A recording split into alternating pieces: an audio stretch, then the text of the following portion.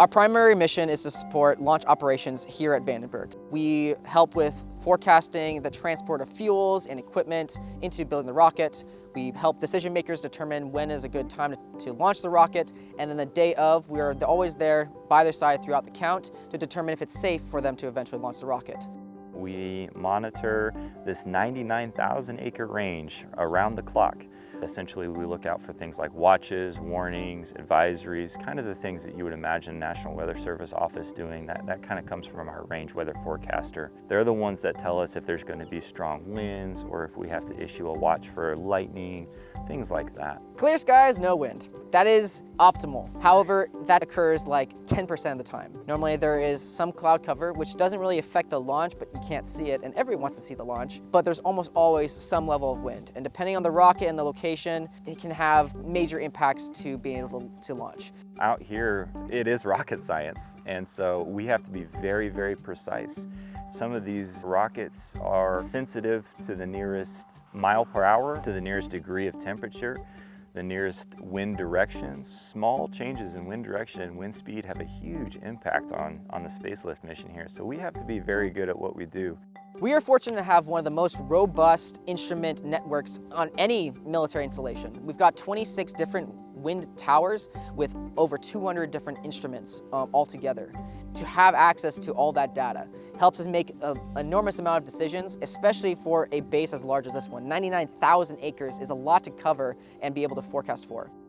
So this is the Upper Air Observatory, where we fill our balloons with helium, attach our radiosondes to them, and release them. Balloons are really important, specifically for range safety. Their models determine where the debris will fall if a mishap occurs, or what will happen to the shock wave from that blast. This is a Lockheed Martin LMS-6 radiosonde, and basically measures the temperature, wind speed, pressure, and humidity up in the upper air.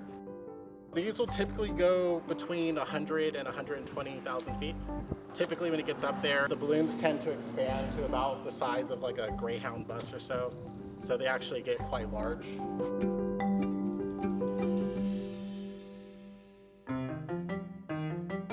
A good portion of the reason why our weather models are actually quite good for large-scale features is because of satellites. We ingest a lot of data into our models to run them. If you look to the west, there's a lot of water. The Pacific Ocean is large, and there's no balloons being launched from there, no consistent surface observations. So you have a large area of data-sparse surface and atmosphere. So the way that we get around it as a career field is we ingest satellite data into our models to fill in the gaps. It's not perfect, but the more satellites we get and the better satellites we get, the better we can expect our models to perform, because there's gonna be more data to actually compute with. I believe that the weather should always be respected but never feared. Much in the same way that you would think about wild animals. Wild animals are so cool to look at, but you don't want to get tangled up with one, especially if you're not a professional and you don't know what you're doing. This is my favorite job I have ever worked. I'm a weather nerd. I love weather. I've loved weather since I was 11. I know we don't get tornadoes like in the Midwest or big thunderstorms like in the Cape, but it is very interesting to focus on just how the terrain can affect weather and operations. For me to be able to contribute to the mission of providing weather and climate and all those things to not just the military, but the world at large, that's very humbling. In any way that I can help contribute to the advancement of meteorology and climatology as a science, I would happily do so. And that's the military gave me the ability to do forecasting.